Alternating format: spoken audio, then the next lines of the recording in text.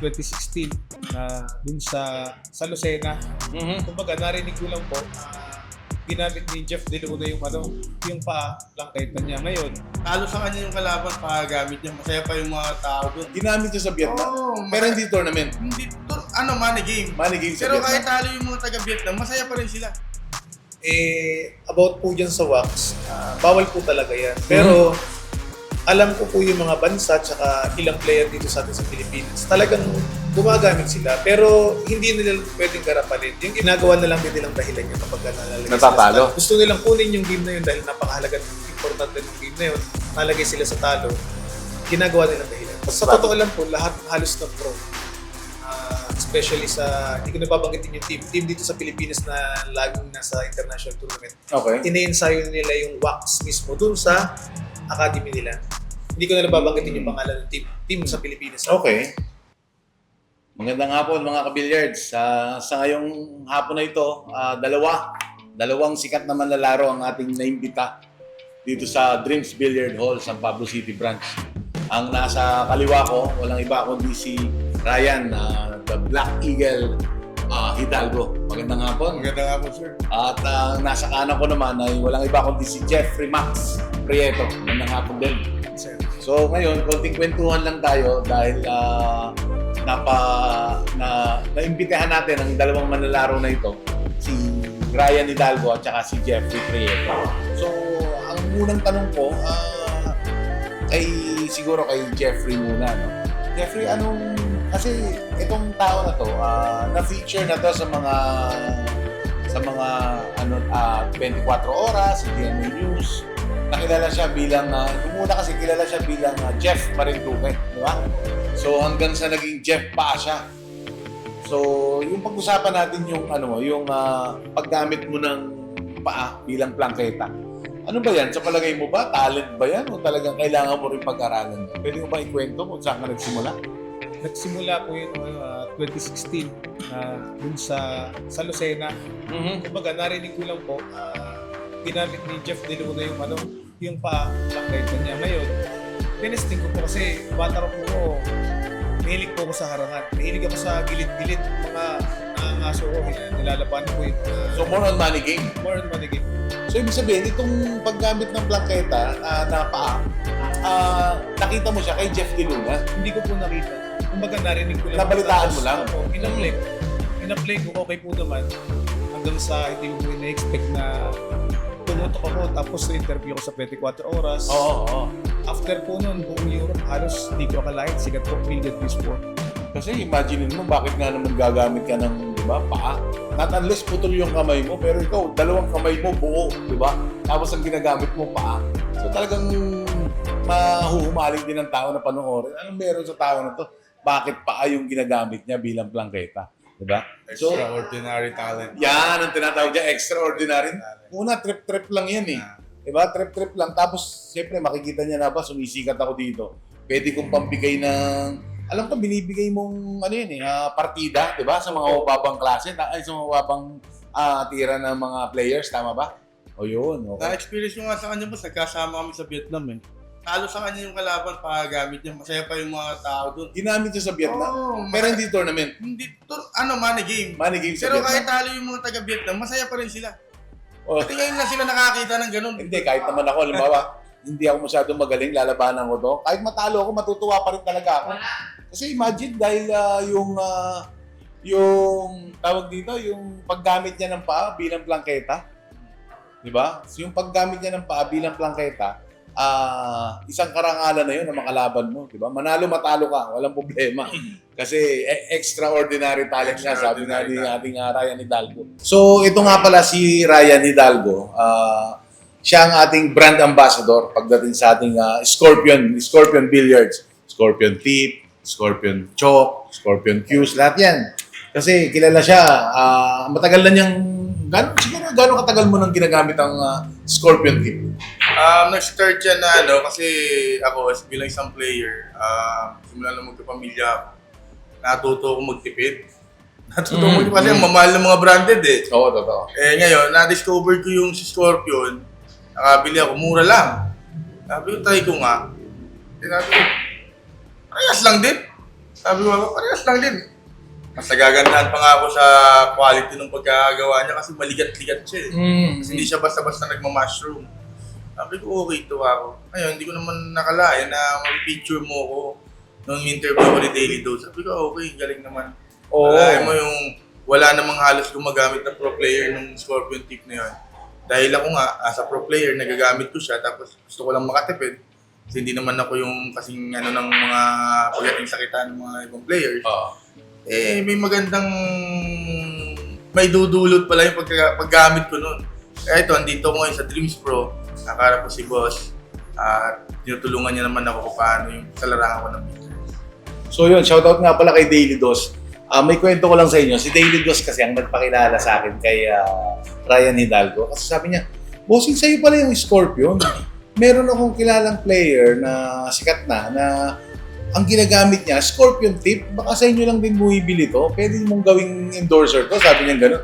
Sabi ko, kasi yung kalimitan ng ginagawa nila na mag-endorse kasi is tatawag sila, yung ipapagamit nila sa'yo. Pero this time, ang nangyari is, matagal mo nang ginagamit. Matagal mo nang ginagamit bago pa kita makilala, di ba? Matagal na talaga. So, kung tutusin, hindi mo pa nga kilala kung sino yung may-ari ng store. Hindi. Yun, basta bumibili ka lang online or what, di ba?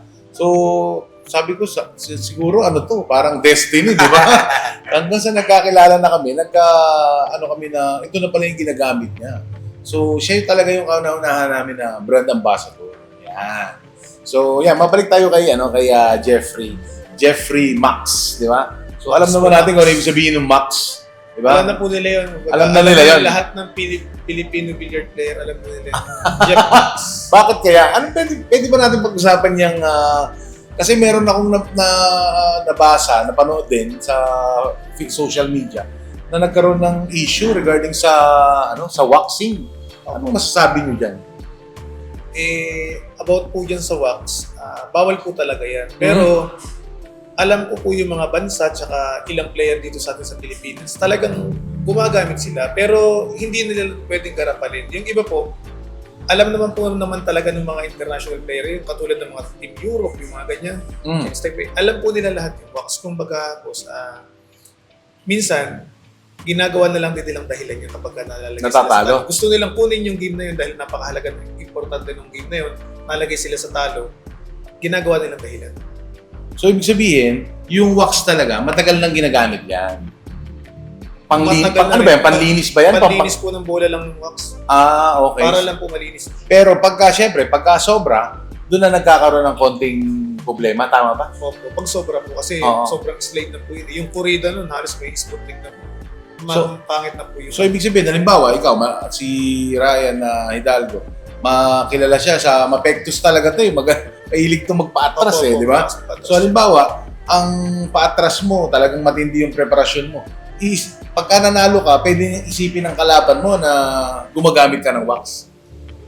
Depende rin yan sa kasi makikita naman yan malalaman kapag pro player ka, malalaman mo yan kung may wax o wala. Malata yan. Base naman sa akin, doon sa nag-i-issue about wax, dapat sana starting one game pa lang, sabi na sila sa committee. Oo nga. Kung hindi pagkatapos ng game, saka kayo mag-reklamo. Imagine mo, race to 11, heel match, di ba? Alam mo, can you please check the white keyboard? Yes. First or second drop pa lang, di ba? Malalaman na kaagad yun. So, ibig sabihin, okay lang din sa kanya. Nagkaroon lang siya ng dahilan na magreklamo dahil natalo siya. Dahil importante yung set na yun. Siguro ganun. Okay. So, ganun pala yun. Yeah. Kasi lahat naman tayo, kung kahit sa larangan, aspeto ng buhay, may kailangan tayong protektahan. Kung hanggat maaari, hindi nila alam. Siyempre, kailangan ikaw lang yung nakakaalam. So, depende pa rin. Kailangan siyempre honest. Sa bagay. At saka kasi, not unless kayo lang yung dalawang involved. Imagine mo, may committee, may referee, di ba? So, dun pa lang mahaharang na agad nila. Kung hindi nila mapansin at pansin talaga nung kalaban, yun nga, sabi mo nga, first or second drop pa lang, pwedeng sabihin na, can you please check the ball if there's something wrong with it, di ba? Yeah. Diba? Parang ganun. So, yun ang pinakamagandang gawin dapat, hindi yung pagkatapos ng laro, tsaka magsasabi. Yun ang problema, di ba? Okay, so yan. Kasi itong wax ng Pinas kasi, si Jeffrey. Pero bago tumunog yung wax na issue na yan, yan ang talagang bansag sa'yo, di ba? Tama ba? Jeff Marinduque po. Jeff Marinduque muna. Jeff Marinduque. Okay. Bago yung Jeff Wax. Lately na po yun. Okay. So, may mga pro players din na gumagamit talaga ng wax. Or talagang, kumbaga nasa bola na talaga siya. Hindi naman niya totally ginagamit. Ano bang Sa totoo lang po, lahat halos ng pro. Especially sa, hindi ko nababanggitin yung team dito sa Pilipinas na laging nasa international tournament. Okay. Ine-ensayo nila yung wax mismo dun sa academy nila. Hindi ko na nababanggitin yung pangalan ng team sa Pilipinas. Okay. Ine-ensayo nila yung wax. Kasi, ano po yan kumbaga, may ibang team na taga-ibang bansa na sumasali ng tournament, winawax nila yung kalaban nila. So, pag natapat sa mga Pinoy, alam nila kung paano nila laruin. Kasi na-adapt na po tsaka napapag-aralan.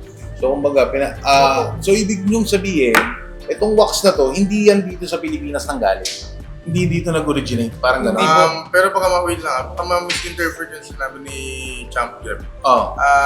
Yung para maging handa lang, kasi sa Indonesia, Indonesia, meron nga talaga tinatawag cleaner ball yun. Oo. At di parang masanda naman yung mga team na sinasabi ni Jeff, Mhm. ni Champ, iniinsayo rin nila para pagdating nila sa abroad, May panlaban sila. ready sila. Oo, okay. So, kumbaga, kasi alam niyo naman guys, ang Pilipino, talagang adaptive yan. Kung halimbawa, ito yung kailangan gawin, ito yung gagawin nila. So, halimbawa, sa ibang bansa, is talagang in yung waxing.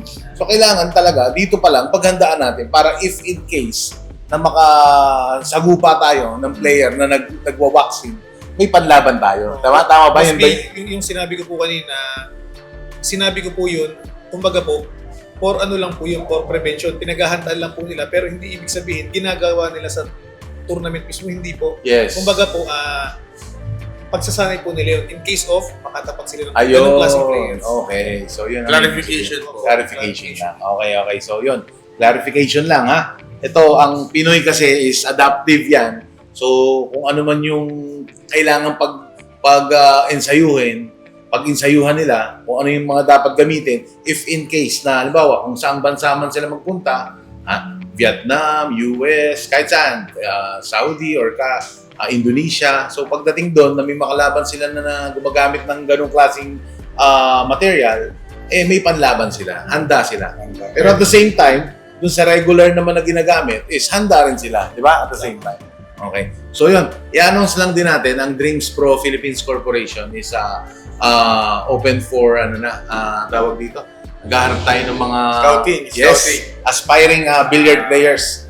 So especially yung mga bata dyan na gustong Mga kidos. yan, mga kidos. Okay? So, sooner or later, baka, kasi ang kagandahan ng billiards ngayon, kasama na siya sa sports. Hindi kagaya ng una, di ba? Na talagang pag nagbibilyar ka, it's either hindi ka nag-aaral, patapon ang buhay mo, nagkakating ka, di ba? So ngayon kasi, itong billiards ngayon, isa na siya sa sports. Kumbaga, parang pwede mo na siyang sabihin basketball, sepak takraw, yan, billiards.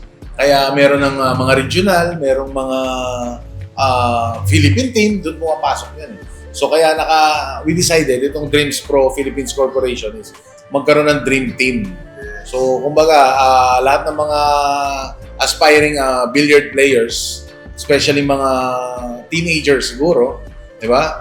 Na pwede nating maging part ng team, gusto nilang mas tumaas yung tira nila, gusto nilang makilala someday, di ba? Gusto nilang makasali sa iba't ibang international tournament, di ba? So, yun ang inaano natin dito. Tsaka ano pa ba yung natin? Kaya nga po, yung sinabi ko sa'yo, boss, yung bakit di natin subukan, kung bakit sa basketball naman, ba't nagagawa nila? Tulad yung magkameron ng intertown. Intertown, no? Parang Intertown. nabanggit mo na sa akin yan. Ano yung intertown? Nakikita ko lang kasi, syempre, marami rin tayong mga sumusuporta pagdating sa larangan ng billiards.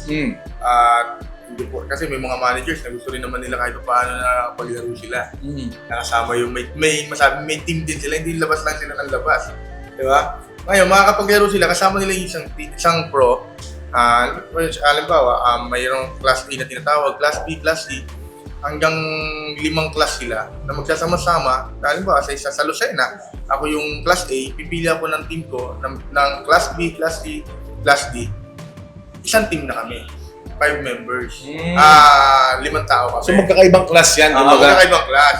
Pero ako yung parang magiging captain ko dahil ako nga yung mas mataas na tira Yes, sa mga yes. kapatid ko. Oo. Ngayon, bubuo din si Sariaya, si Candelaria, ng 5 para makabuo sila ng Team Candelaria. Maganda yun, maganda. Marinduque, pwede rin. O, Team Pwede Marinduque, rin, diba? Team Laguna, Sa amin, or napakarami Pablo. ng players, lalo sa kabataan, napakadami.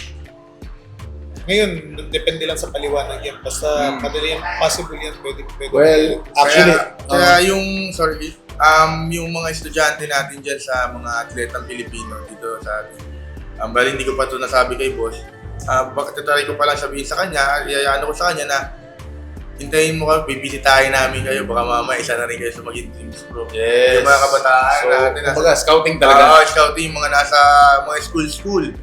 Yan, kasi yung, siyempre, prioritize din natin yung, hindi lang tayo puro billiards, kailangan ano rin natin yung pag-aaral nila. Yes. Kaya para sa mga nag-aaral pa na nagbibilyar na, huwag niyong isipin na pag nakuha namin kayo or pag sumama kayo sa amin is pababayaan namin Yes. yung pag-aaral niyo, no? Tama. So, isa yan sa major requirement natin. Yes. Inuunahan na namin kayo, di ba? Yan. So, hindi pwedeng, hindi na ako mag-aaral. Di ba? Hindi na ako mag-aaral, magbibilyar na lang ako. Kasi makakarating din naman ako ng iba't ibang international tournament. Di ba? Magkakapera din ako doon. So, hindi na ako mag-aaral. No.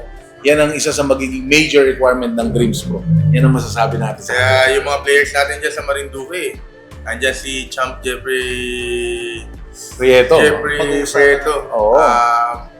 Baka mamaya may scout kayo dyan ni Champ Jeff. Yes. Yung mga estudyante natin dyan. Yung mga bata, alam mo, makita mo yung mga kabataan niya. Kasi isang importante rin sa isang bilyarista, sorry to, hindi ko nilalaan. Iba pa rin yung may academic skills ka rin eh. Na para pagdating mo ng abroad, yung attitude learning, may attitude ka ng iharap. Kahit pa, hindi ko naman sinabi na porkit di ka nag-aaral, wala ka ng attitude, hindi naman. Pero isang malaking bagay, isang malaking factor. Kasi halimbawa, tulad nung alala ko, nung nasa Singapore ako, kung sa pagdating sa pag-i-English, talagang 0-0 ako. Okay. Sabi sa akin ng naging parang coach ko doon, yung may-ari ng On One Sports Billiards. Shoutout kay Boss Clement. Alam mo Ryan, kailangan mo matuto talaga ng English kasi yung tira mo, just in case na mapunta ka ng iba't ibang bansa, may pupromote mo yung sarili mo ng maayos. Kasi puro mga foreign yung mga makakausap. Hindi ka hindi ka ganon. Kasi syempre, meron tayong gusto nga ba, like a business or sa mga foreign. Para maiwasan natin yung maiwasan natin yung language barrier. Kasi lahat ng mga iba't ibang lahi, nagtatagpo yan sa isang lengguwahe, English. Tama po. Diba? International language. International. Kaya napakaganda ng project ng Dreams ako sa sinasala pa namin ni Boss. Kung paano namin umpisa. Diyan naman sila Tatay Bruce, yung mga Batikan, saka si Boy Tilao. Yes. So yun, Agree din salamat sa magandang kwentuhan sa inyong dalawa. Thank you, sir. Ryan Hidalgo at saka si Jeffrey Prieto. At welcome sa inyo dito sa Dreams Pro Philippines Corporation. Thank you. Happy birthday, Champ Evan Bata Reyes! From Dreams Pro Philippines Corporation. Mabuhay ka.